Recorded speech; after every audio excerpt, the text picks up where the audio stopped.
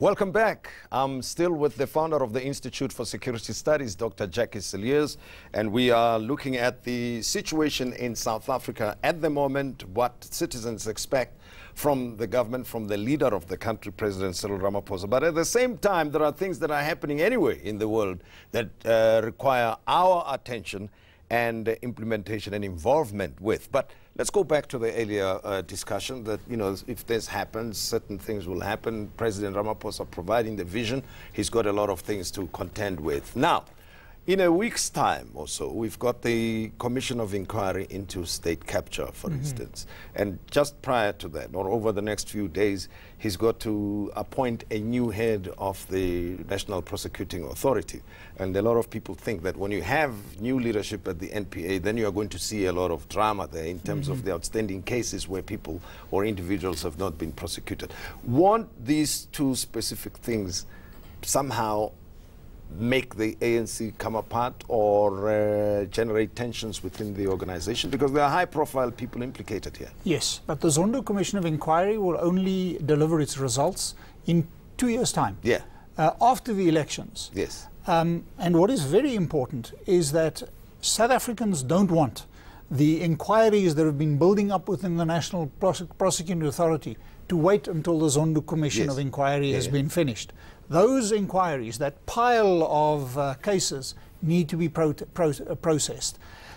So, yes, these are going to present President Ramaphosa with problems, but it also presents him with opportunities, with huge opportunities. And those opportunities are to clean out in the top structures of the ANC those key leaders, including apparently within the top 6, that are implicated in state capture, abuse, and looting of our money. So I think this is all part of a very careful game to make sure that the key investigations are only brought to fruition after the elections, so that we can go into the elections with a party that is united behind the president, which he needs. If the ANC splits or there is a real challenge within the ANC ahead of the May elections, his presidency is in danger. So well, I thought that might generate tensions, don't you think? I mean, if some of the top people are implicated, are being charged and so forth. But then he can say, it's not me, it's the Zondo Commission of Inquiry, it's the NPA. As long as he acts with integrity, he does not need to take any action. He can let the processes through the legal system unfold and deal with the problems, which I think is the appropriate strategy. It's not for him to undertake a political campaign. Yeah.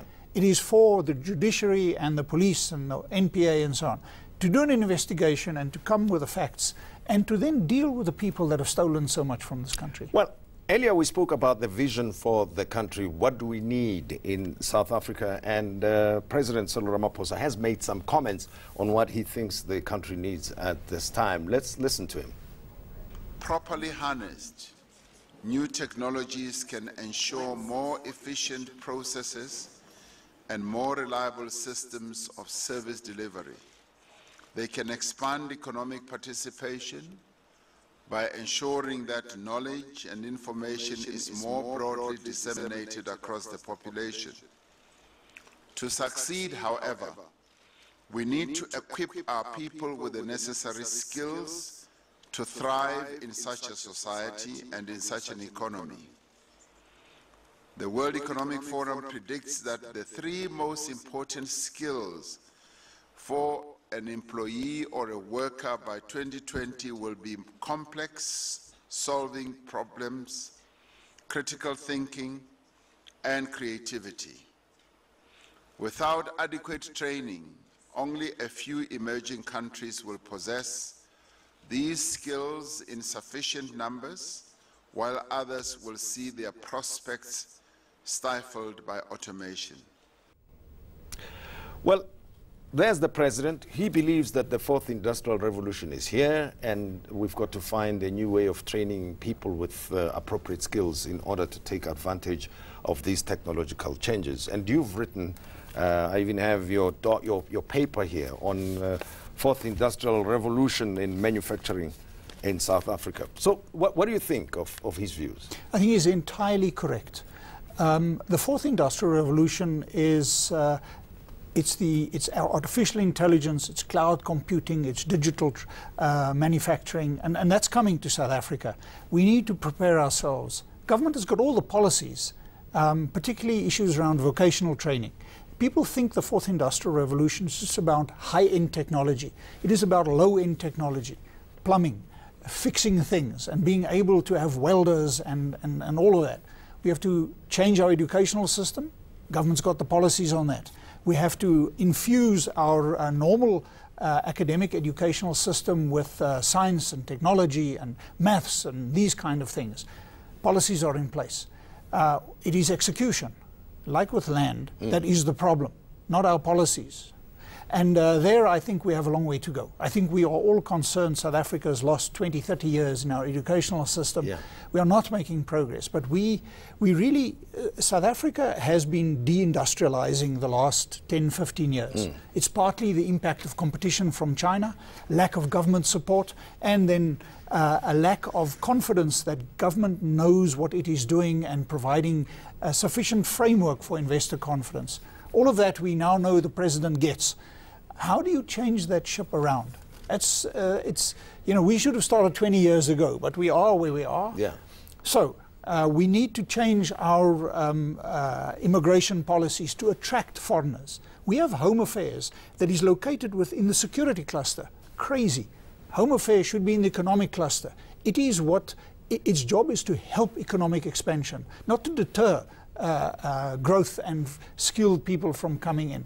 There is a lot that needs to happen. Yeah, well, I wanted to add a few myself. You said, the incentives from the government, right? For instance, the way government relates and interacts with small, medium-sized enterprises, for instance. Yes. I'm not sure how many have been killed. There are many people who say that they've been destroyed as a result of trying to do business with government. Yeah, ease of doing business in South Africa is atrocious because we have built a regulatory state. It's unfortunately a byproduct of black economic empowerment and of redistribution and of corruption.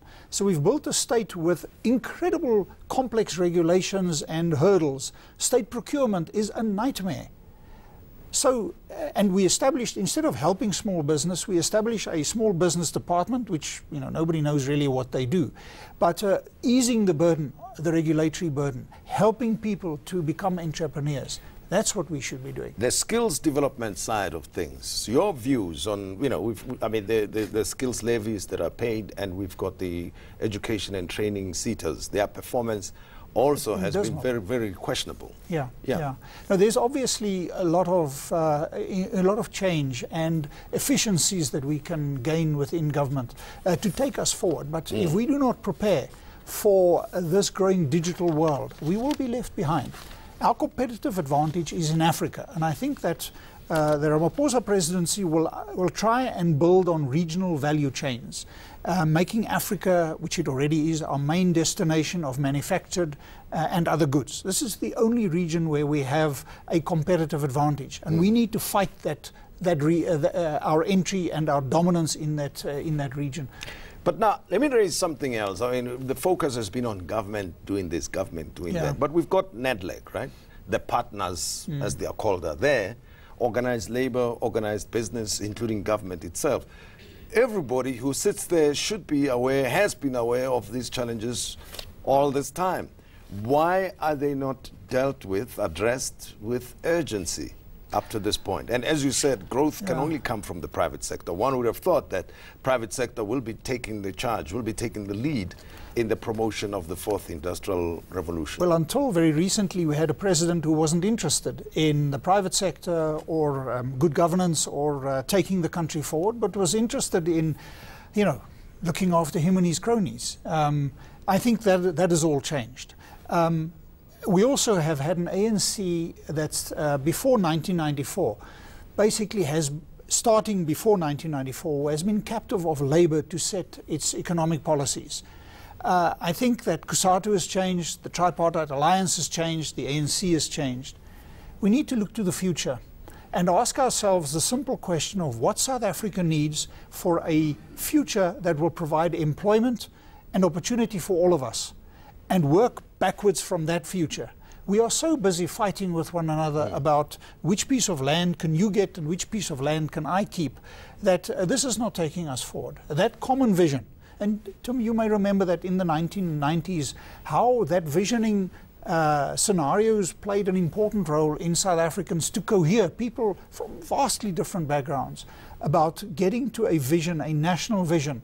We have that, the National Development Plan. We're not implementing it. It needs to be updated. There are many issues around it.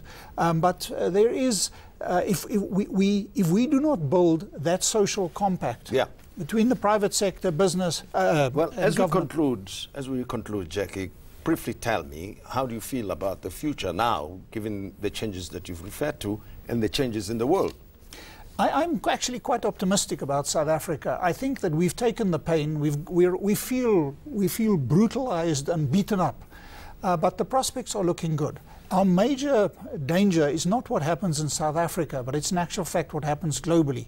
If the trade wars between Trump and others really escalate, South Africa will be beaten up hard. We are an open economy that is part of the global world. So I think the prospects are looking good. We need to get our growth rates up. We need to focus on growth and to get the economy going. Dr. Jackie Cilliers, I appreciate your time and your insights that you've shared with us. Thank you very much. And Dr. Jackie Cilliers has written a paper. It's called Made in Africa, Manufacturing and the Fourth Industrial Revolution. Make sure that you take a look at it. He's also author of the book, The Fate of the Nation, a scenario planner of note. It was a pleasure talking to you. In a short while, I will be looking at education, which I believe is very much central to the future of our country. And my guest will be the University of KwaZulu-Natal's Dean of Education, Professor Thabo Msibi. We'll be back with him in a moment.